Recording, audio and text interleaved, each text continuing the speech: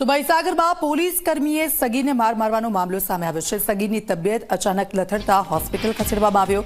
સરકારી હોસ્પિટલમાં ખસેડાતા ડોક્ટરે માહિતી આપી। વધારે ગભરામણ અને ઉલટીઓ થતા સારવાર હેઠળ ખસેડાયા છે। હાલ સગીની તબિયત સ્થિર હોવાની પણ માહિતી મળી રહી છે। ઘટના એવી બની છે કે લીંબોજ માતાના મંદિરે મારો છોકરો ગયો તો કચરો પોતો કરવા અને ત્યાં ચોરી થઈ છે અને આ લોકોએ સકના ડાયરામાં પોલીસ સ્ટેશને લઈ ગયા હતા સાહેબ। અને સકના ડાયરામાં લઈ જઈને મારા છોકરાને માર્યો છે, બરોબર બહુ માર્યો છે। હાથમ માર્યો છે અને પગમ માર્યો, બરોબર માર્યો અને ચામડા નીકળી ગયા અને એનાથી ચલાતું બી નહીં સાહેબ। અને તમારથી આ કોઈ વિડીયો જોવે એ સાહેબ સપોર્ટ કરજો અને મારા છોકરાને ન્યાય અપાવજો, એટલું કરજો, મારે ન્યાય અપાવજો સાહેબ।